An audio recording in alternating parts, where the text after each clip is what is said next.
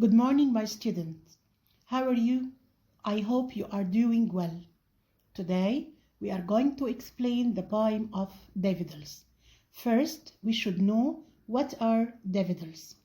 Daffodils are gentle, soft, and beautiful yellow flowers. Daffodils was a simple poem written by William Wordsworth, who was one of the most important poets of Romantic period. He was fascinated by the beauty of nature, so he always wrote about different phenomena in the nature. In this poem, he chose the flowers of daffodils to speak about. Now, let's read the poem and explain the paraphrase. Daffodils by William Wordsworth.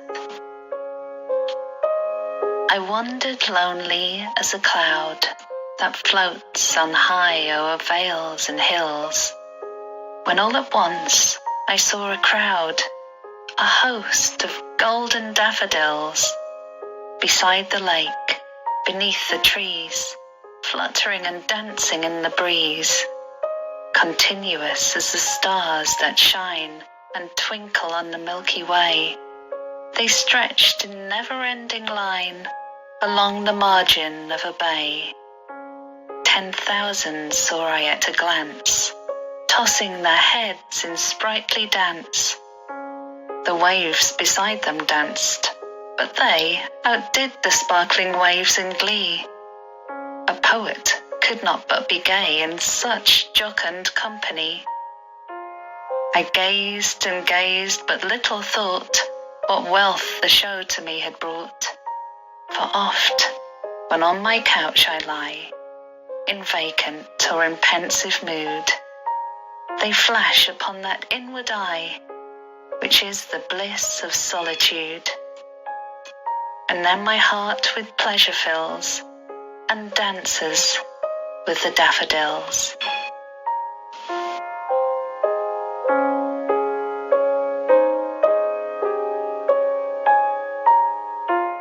Stanza.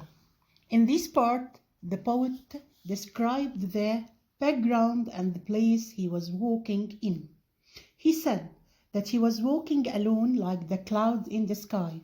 Suddenly, he saw a large number of daffodils. They were near the lake and under the trees.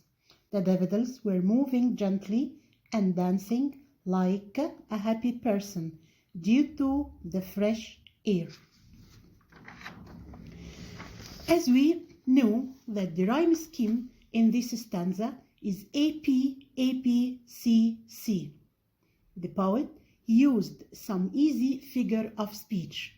Number 1, in the line, I wander lonely as a cloud, there is a simile, tashbih.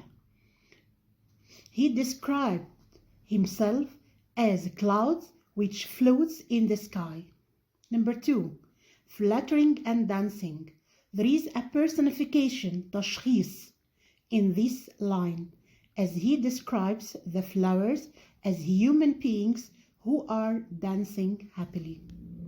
There are some contrast in this stanza, like lonely and crowds, beneath and over, vales and hills. Stanza 2.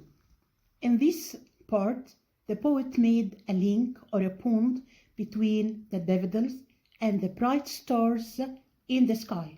He said that the daffodils stretched a never-ending line, like the stars which were found in the Milky Way.